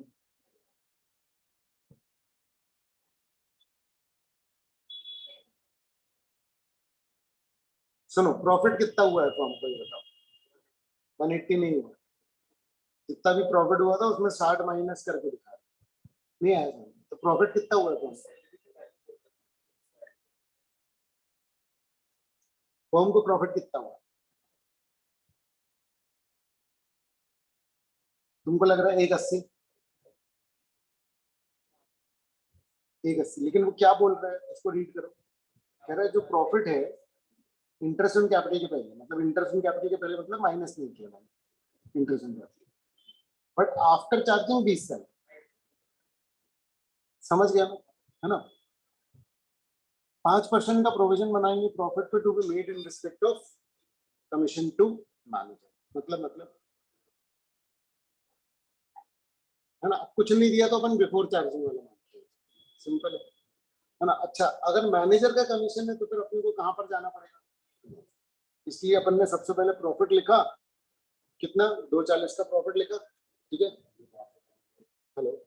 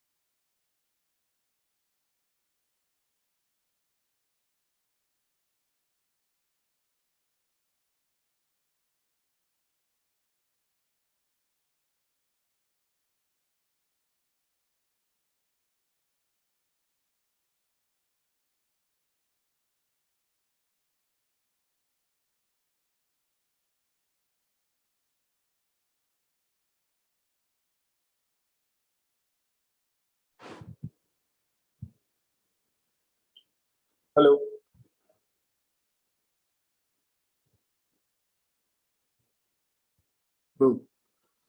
तो 240 लिखा अपन लोगों ने। मैनेजर का कमीशन कहाँ आएगा? पीएमएल, ठीक है ना? तो पीएमएल में अपन लोगों ने सबसे पहले उसको 5% कमीशन वहीं पे दिया, बचा 2,28,000 का प्रॉफिट, ये नीचे आ गया। क्लियर है? PNL appropriation. अब क्या करना है? इंटरेस्ट ऑन कैपिटल 6% देना है, तो इंटरेस्ट ऑन, अच्छा वीक की सैलरी भी है ना? सैलरी भी दे दी, इंटरेस्ट ऑन कैपिटल भी दे दिया, फिर कितना बचा? तो ये देखो कैपिटल में भी ऐड होता जा रहा है, देख रहे हो क्या? क्लियर है? ठीक है, क्या देखो सबसे शुरू में क्या दिया? 5 लाख 3 लाख ओपनिंग करने से, ठीक है? ठीक है, इसके कितना दिन बच जाए तो दिक्कत है? समझ गए भैया, है ना? ठीक है, ये होगा। अब एक बार इंटरेस्ट ऑन पार्टनर्स लोन का ऑर्डर। तो बेसिकली डीड में कुछ भी नहीं लिखा है, लेकिन अगर पार्टनर ने, किसी भी पार्टनर ने फर्म को लोन दिया तो कुछ भी नहीं लिखा होगा तो भी उसको 6% से तो ब्याज मिलेगा। क्लियर है ना? ठीक है ना? अगर किसी भी पार्टनर ने फर्म को कुछ भी पैसे एडवांस किया तो उसको इंटरेस्ट ऑन लोन प्रोवाइड किया जाएगा। ठीक है ना। ये कहाँ आएगा? पीएनएल। देखो ध्यान से, कहाँ आ रहा है ये? पीएनएल। ठीक है। प्रॉब्लम देखो, ए बी जो है वो पार्टनरशिप में है,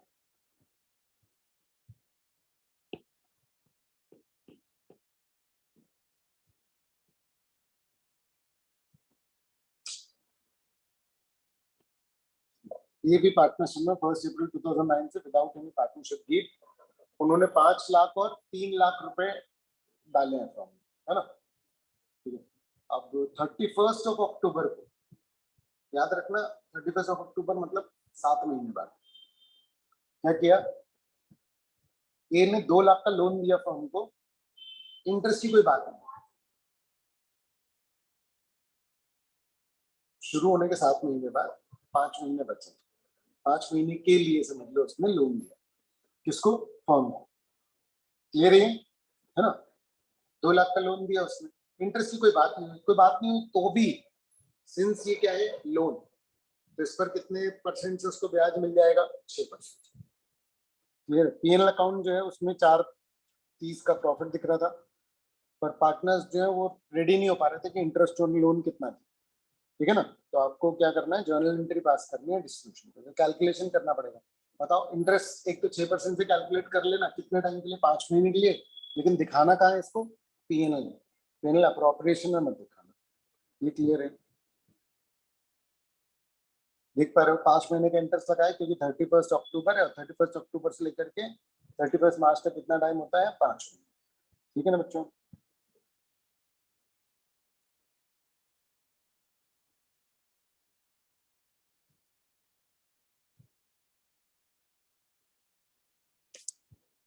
ठीक है ना। ये पीएनएल, तो उसके बाद बचा हुआ प्रॉफिट अपन ट्रांसफर कर देंगे, बचा हुआ प्रॉफिट जो है वो डिस्ट्रीब्यूट हो जाएगा। प्रॉफिट एंड लॉस का रेशियो क्या है? कुछ नहीं दिया तो इक्वल, बचा 4,25,000 का प्रॉफिट, तो 2 12 2 12 500 बढ़ जाएगा। क्लियर है? इंटर जाएगी पीएनएल अप्रोप्रिएशन टू एबिलिटी। बोल, क्लियर है? हेलो, है ना।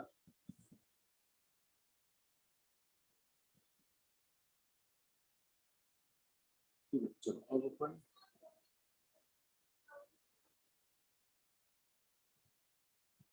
देखो, इंटरेस्ट ऑन लोन की जो जर्नल एंट्री है वो अपन उसके लोन अकाउंट में ट्रांसफर कर सकते हैं, समझ में आ रहा है? डिपेंडिंग ऑन क्वेश्चन में क्या इंफॉर्मेशन दी हुई है, वो कैपिटल में भी जा सकता है, लेकिन नॉर्मली लोन अकाउंट अलग बना होता है। आ रहा है समझ? ठीक है ना। टर्म्स पे डिपेंड करता है, क्या वो लोन बढ़ाते जा रहे हैं, क्या वो लोन का इंटरेस्ट कैश में पे कर रहे हैं, ये सब चीजें देखनी पड़ेगी। ठीक है। ये देखो, इंटरेस्ट ऑन लोन कहाँ आ रहा है? पीएनएल। ठीक है ना।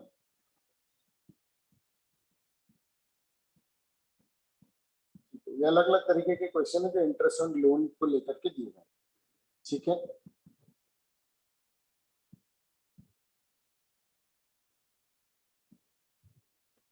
ठीक है, चलो अब अपन कर लेते हैं इंटरेस्ट ऑन ड्राइंग्स। ठीक है। इंटरेस्ट ऑन ड्राइंग्स में क्या होता है? वही पार्टनर जो है वो फर्म से कुछ भी निकाल करके ले जा रहा है कैश में, टाइम में, जैसे समझ रहे हैं। और इंटरेस्ट ऑन ड्राइंग्स क्या है कि फर्म जो है पार्टनर से उस पर इंटरेस्ट चार्ज कर रही है। फर्म बोल रहे हैं कि हम आप पर क्या चार्ज करेंगे? इंटरेस्ट जो है चार्ज करेंगे। ठीक है।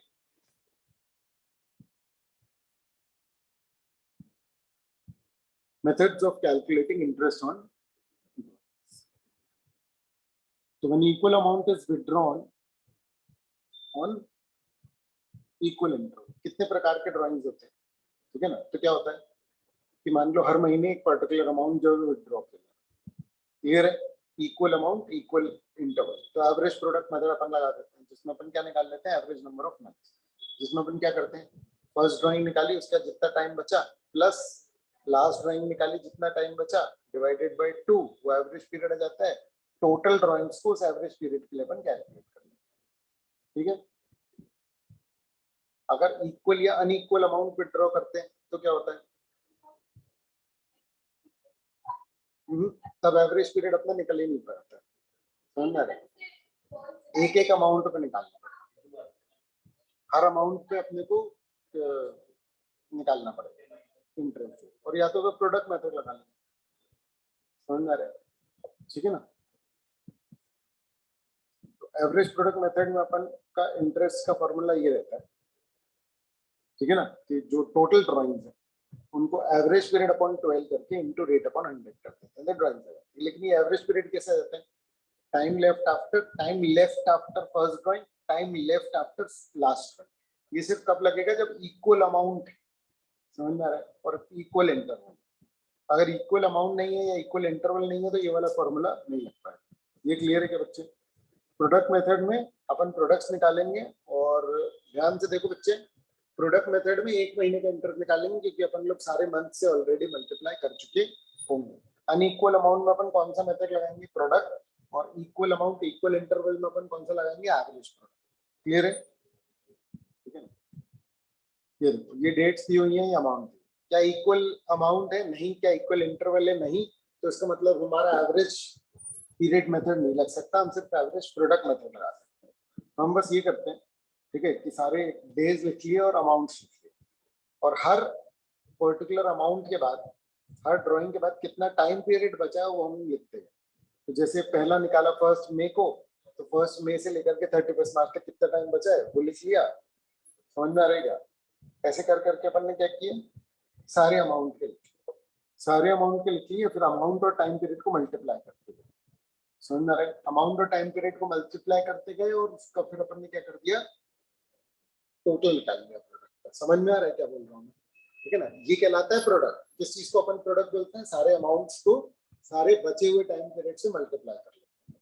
ये वाला मेथड कब लगाते हैं, जब अनइक्वल ड्राइंग्स, मतलब ड्राइंग्स जो निकाल रहे हैं ना पार्टनर, तो इक्वल टाइम पीरियड भी नहीं है, देखो ना, किसी भी टाइम, कभी 1 मई, कभी 31 जुलाई, कुछ भी हो रहा है, समझ में आ रहा है। तो कभी 2 महीने का गैप है, कभी 1 महीने का गैप है, इक्वल गैप नहीं, अमाउंट भी इक्वल नहीं, तो अपन एवरेज पीरियड नहीं, एवरेज प्रोडक्ट लगाते हैं। हर ड्राइंग के बाद जितना टाइम पीरियड बचा हुआ उतना लिख लेते हैं, और अमाउंट को बचे हुए टाइम पीरियड से मल्टीप्लाई करते हैं, तो आ जाता है प्रोडक्ट। उन सारे प्रोडक्ट का कर लेते हैं अपन टोटल, और उस टोटल ऑफ प्रोडक्ट पे 1 महीने का निकाल लेते हैं इंटरेस्ट। समझ में आ रहा है? क्लियर? इसका दूसरा मेथड क्या है, इसका दूसरा तरीका क्या है कि हर एक अमाउंट पे इंटरेस्ट निकाल लो। ये 12,000 पे 11 महीने का इंटरेस्ट ही निकाल लो, 12,000 into 11/12 into rate of interest क्या है 9/12। तो हर एक अमाउंट का आप चाहें तो क्या कर सकते हैं, इंटरेस्ट निकालते जाओ। हर एक अमाउंट का देखो इंटरेस्ट आप क्या कर सकते हो, निकालते जा सकते हो।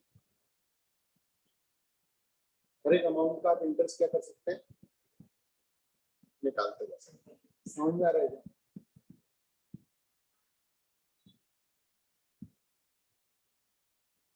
टोटल इसके नीचे आ रहा है 2295। क्लियर है? ये क्लियर है कि नहीं?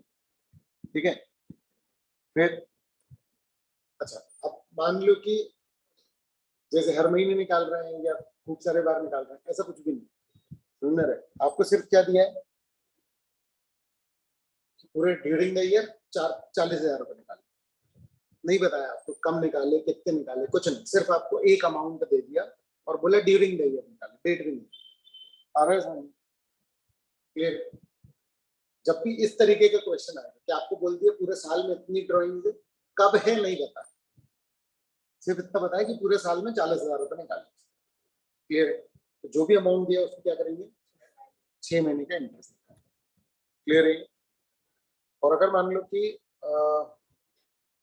Amount during the year withdraw किया है ना, और अगर मान लो कि परसेंटेज दिया, जैसे इंटरेस्ट ऑन ड्राइंग लिखा है, पर ऐसा नहीं लिखा कि इंटरेस्ट ऑन ड्राइंग 10% पर है।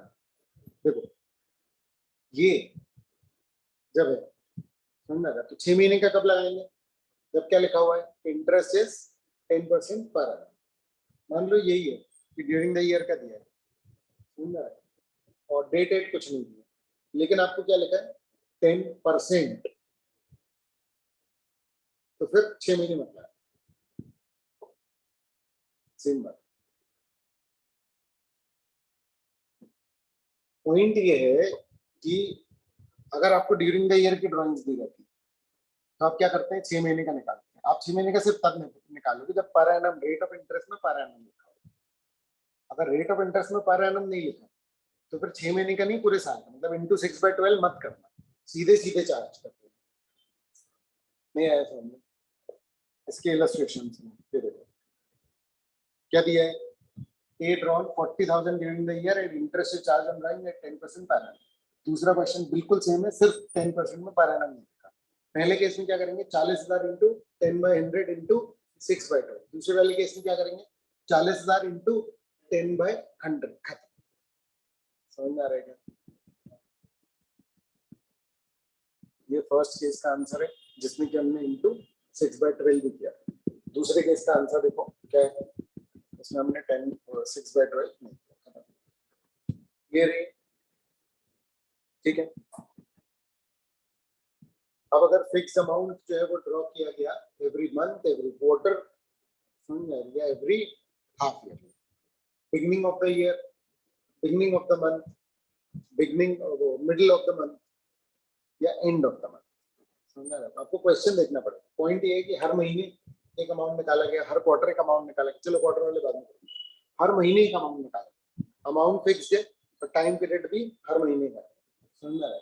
या तो हर महीने के स्टार्टिंग में, हर महीने के एंडिंग में, हर महीने के मिड में। कुछ नहीं दिया रहता, मंथली दिया रहता बस, तो अपन मिड मान लेते हैं।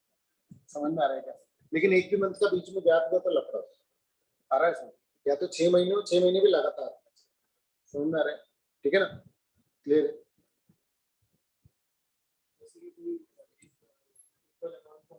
होना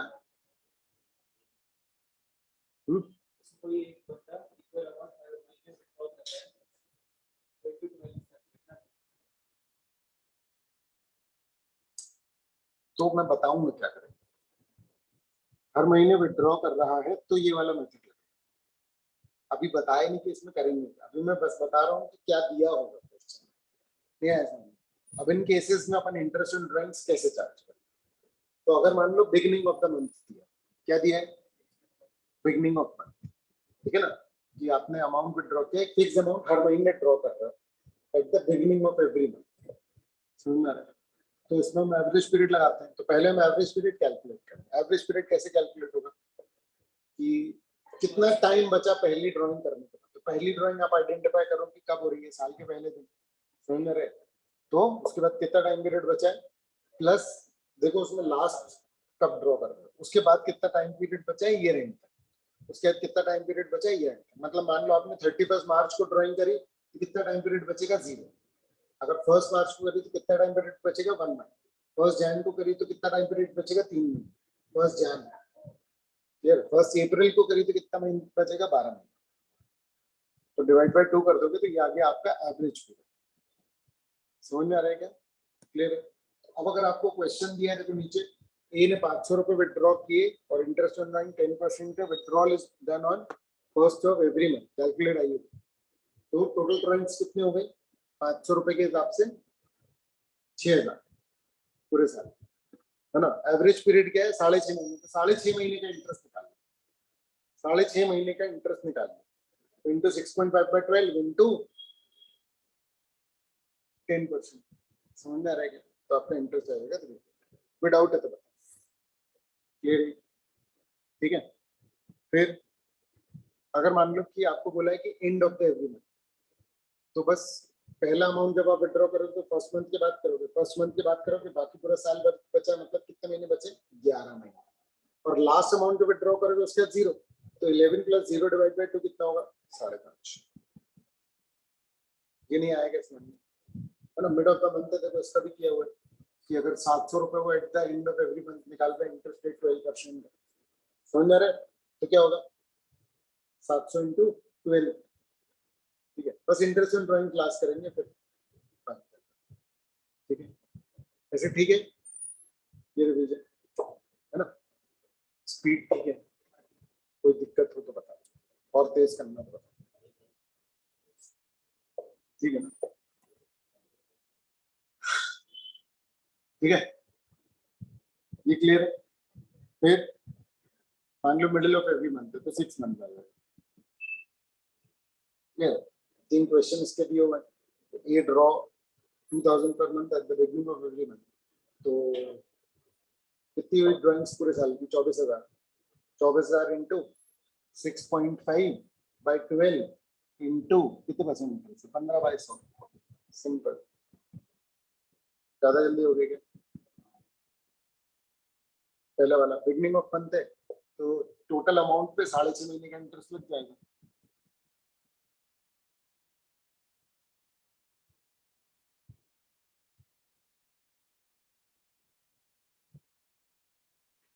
ये देखना सबसे नीचे में 24,000 इंटू 6.5 बाई 12 इंटू 15 बैंक।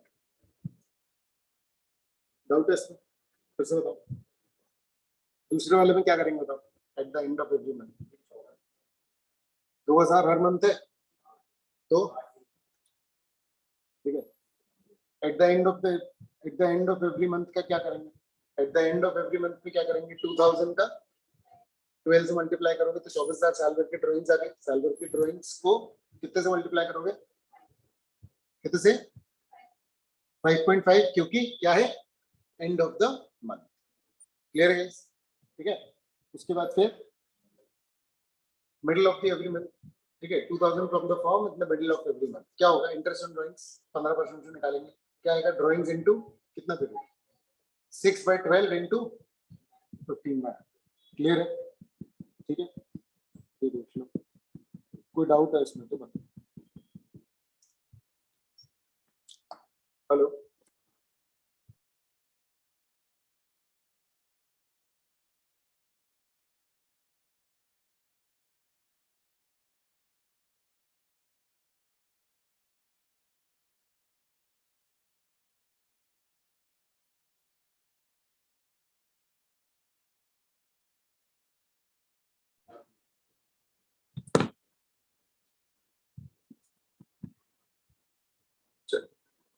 दोस्त का फोन था, मैंने चालू कर दिया था, मैंने सुन के रख देगा तो मैंने कहा फ्री में क्लास कर रहा, बात तो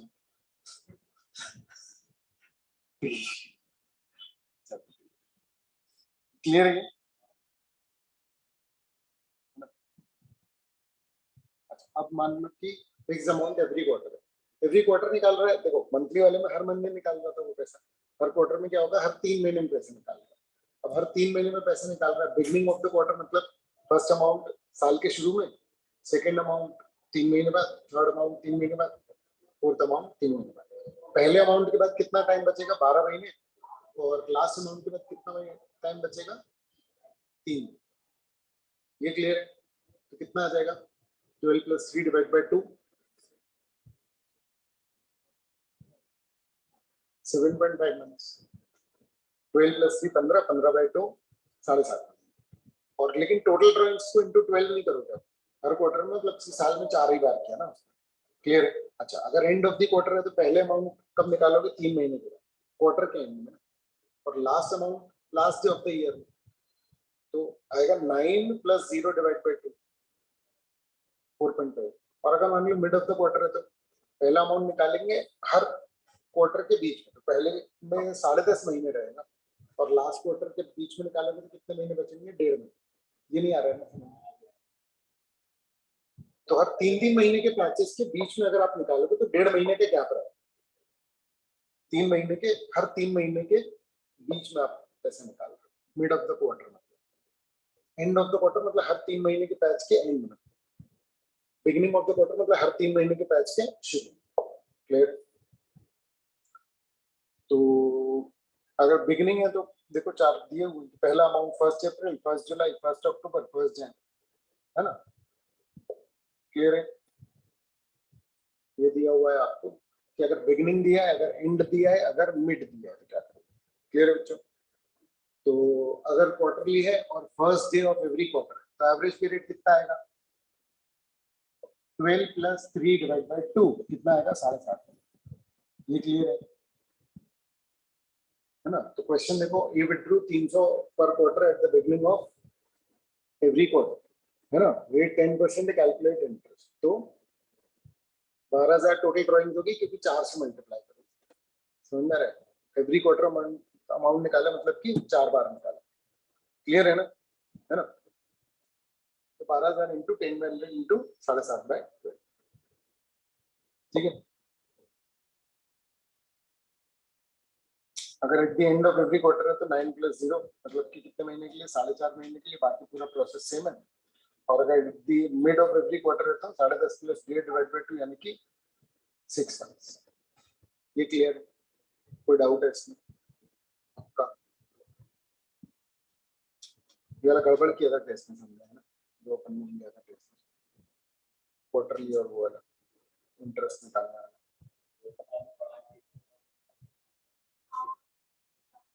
ठीक है, मतलब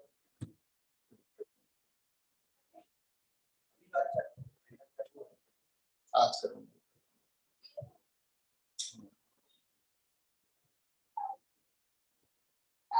It wasn't more of a test. It was more of a revision and less of a test. तो ऐसा था, इसलिए मैं अपना बॉदर नहीं किया वैसे, लेकिन ठीक है। चलो 8,000 करोगे तो क्या होगा, 4 8 32,000 into beginning of each quarter, तो इंटू 7.5/12 इंटू कितना बच रहा है 10/100। फिर एंड ऑफ एवरी क्वार्टर है उसका क्या करोगे, है ना, 32,000 इंटू 4.5/12 इंटू 10/100, और तीसरा 6/12 खत्म। क्या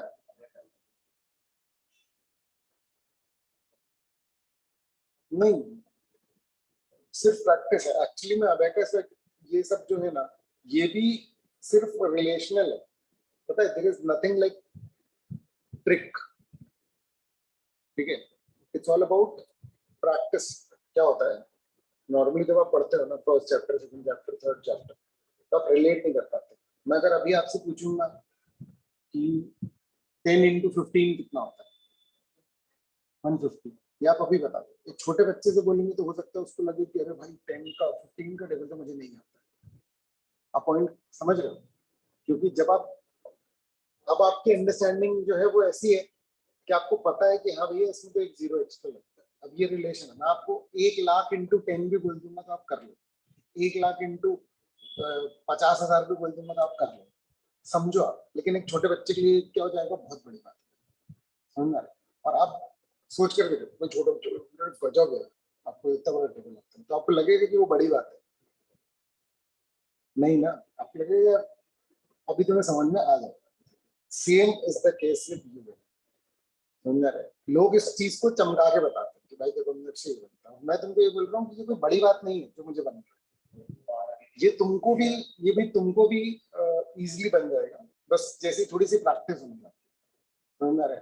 देखो समझो, मैं चार्टर्ड अकाउंटेंट हूँ तो मुझे मतलब जो और दूसरे एरियाज है ना उनके बारे में बहुत ज्यादा कुछ पता है, समझ रहे? ऐसे बहुत सारे सब्जेक्ट्स हैं, ऐसे बहुत सारे एरिया है, ऐसा बहुत सारा एक्सपीरियंस है जो मुझे पता है। पर ये बुक का जो कंटेंट है इसकी एक लिमिट है, समझ में आ रही है बात? ठीक है, ये लिमिट में तुम भी उतने ही परफेक्ट हो सकते हो जितना कि मैं, समझ में आ रहा है? क्योंकि ये एकदम ऐसा ओपन नहीं होता कि जनरल वर्ल्ड में चला जाए कि कुछ भी आ सकता है, इसकी बहुत एक लिमिटेड एरिया है इसका, समझ में आ रहा है?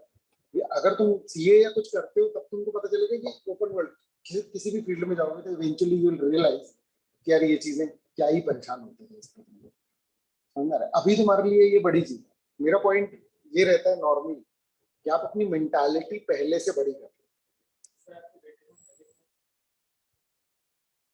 हम उसको, हमने उसके मल्टीप्लिकेशन स्कूल में सीखने से पहले ही उससे हम नॉर्मली बात करते थे, जैसे कि उसमें नंबर्स सीखे तो हम उसको एडिशन सिखा रहे हैं। अब उनको एडिशन सिखा रहे हैं, जैसे उसको हमने बात की तो हमने मल्टीप्लिकेशन उसको ऐसे ही बताया कि भाई तुमको 20 × 34 करना है ना, तो 20 × 30 कर लो और फिर 20 × 4 कर लो अलग से, और फिर उसको जोड़ लो, समझ रहा है? वो छोटा बच्चा है तो उसको कोई एक चीज पता चलती है तो वो उसकी प्रैक्टिस अच्छी करता है, समझ रहा है? तो वो उसकी प्रैक्टिस को करना है। खैर वो अगर वो थोड़े दिन प्रैक्टिस नहीं करेगा तो वो भूल भी जाएगा, तो वो उसकी कंटिन्यूस प्रैक्टिस हम कराते रहते हैं। तो उससे ये हुआ ना, भाई हम जब छोटे थे तो हमको नहीं पता था कि ऐसे भी हो सकता है, हम तो बिना उसको वैसे लेके कि पहले वो उससे मल्टीप्लाई किया फिर एक इंटू लगाया, और जब तक तब तो हमारे लिए तो पॉसिबल ही नहीं था क्योंकि हमको कॉन्सेप्ट नहीं पता हमने। और स्कूल क्या होता है ना, कई बार आपको बिल्कुल वो कर देता है कि यही सोचो बस, प्रोसीजर में फंसा देता है। प्रोसीजर में फंसने के कारण कॉन्सेप्ट के बारे में कभी अपन इमेजिन नहीं कर पाते, क्योंकि उसमें बहुत डिस्कम्फर्ट होता है। और एक बार आपका कॉन्सेप्ट क्लियर होता है तो जो पावर फील होती है ना पढ़ाई वढ़ाई में, मैं वही कह रहा हूँ कि उसको ना वैसे मत, उसको कोई नाम मत दो, समझ में आ रही है बात? ठीक है, जब वो कर रहे हो ना तो उसके लॉजिक को समझो, चाहे वैदिक मैथ्स हो चाहे अबाकस, समझ में आ रहा है, चाहे कोई भी चीज हो, आप एक्चुअली में उनका एक पर्टिकुलर रिलेशन है ना उसको समझ रहे हो, और आपकी मैथ्स अच्छी हो रही है प्रैक्टिस, समझ में आ रहा है?